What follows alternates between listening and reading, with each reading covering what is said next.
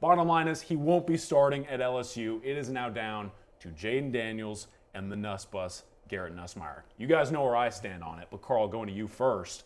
One more domino falls. How do we view this quarterback room now?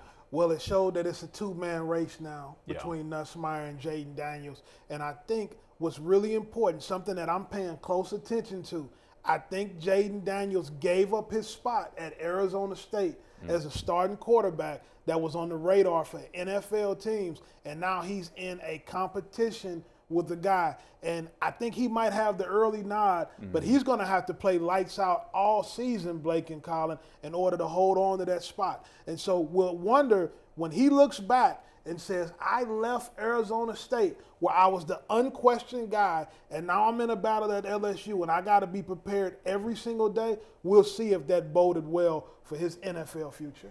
Yeah, I think it'll be interesting to see how this goes because they'll have another scrimmage on Saturday, and then I would assume on Monday that Brian Kelly would name a starting quarterback. So I think Nusmeyer, in my opinion, I think is eventually going to be the guy there. I think they're going to go with youth and more of a pro style passing game, but it's competition everywhere you go, and I think it'll be curious to see who they go with, but I think you'll see both quarterbacks playing at some point this season. I think we'll see both early, and Jayden Daniels does bring the running athletic element to it, but in Brian Kelly's career, he has always had a drop back guy who can make all of the throws, and I think that favors Nusmeyer. So I want to piggyback off of that real quick because obviously we talk about Brian Kelly, but his offensive coordinator, Mike Denbrock, coming over from Cincinnati, he had Desmond Ridder, who is a mobile guy. And at Go 24/7, apparently there's a feeling, if you will, around the program that Jayden Daniels, because of the legs that he provides, might be a better fit for Denbrock, and to this point is perceived as a little bit more of the favorite. Do we buy that, though? Should that be the perception at LSU, Carl? Especially as you as a coach, would you buy into that if you're an offensive coordinator? I don't buy into it because it's two different situations. Luke Fickell is a defensive-minded guy who's going to let his offensive coordinator run it the way that he wants to run it. Brian Kelly is hands-on with his offense. He's always done it a certain way. He will not be overruled in his football program. Big difference being between an offensive-minded head coach and a defensive-minded guy.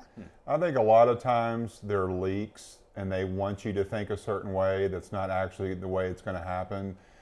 Cincinnati and LSU are different, obviously different teams and different season. These quarterbacks are different players. Ridder was a very special talent that was an exceptional player and had a lot of experience. He started there for 4 years. So it'll be curious to see what they do, but until they scrimmage on Saturday, I think that it's still going to be a competition. And like I said earlier, I think it'll go into the season. I think they'll both play early, and someone eventually will take over and be the guy there.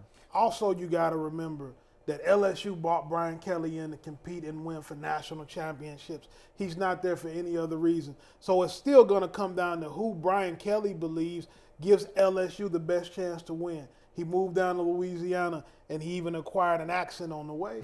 So I think that he's ready to try to win a championship for the great people of New Orleans. Well, but you got to remember, they're not winning a national championship this year. No, it ain't happening. You're right about that. So, you got to, to me, you got to look to the future. And Garrett Nusmeyer gives you the ability to look towards the future, get guys experience, get young guys on the field. They've got some veteran guys that are good players, especially on their defense. And Keyshawn Butte is obviously one of the top receivers, but it's not going to happen for them this year. So you got to think long term, if you're, in my opinion. With the transfer portal, Blake, can we even look at things long term though? Can we even look for the future? Because we know that if guys don't play, they're going to get out of there. So that might also favor a guy like Nusmeyer, because if you don't play him, you know what might happen. Well, and I think if you look at LSU this year, they turned over about 40% of their roster after the season ended.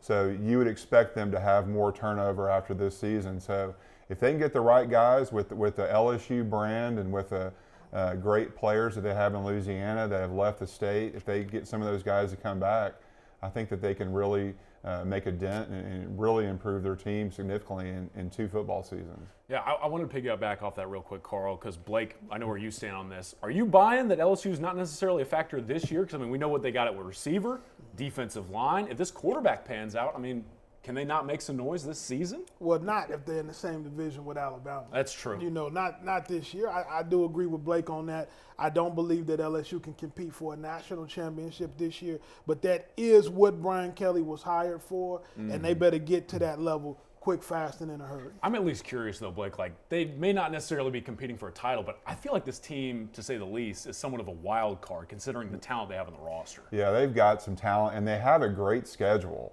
Their schedule this year sets up for them to win some games. We talked about this earlier, but I bet Brian Kelly wishes they could have the same schedule next year because it really sets up nicely for them. But they're going to win some games. They've got a tough schedule, but you know they've got talent too. So they're going to pull off some upsets, and you never know. I mean, LSU's got some talent, so if they can click on all cylinders, and they'll be good to go.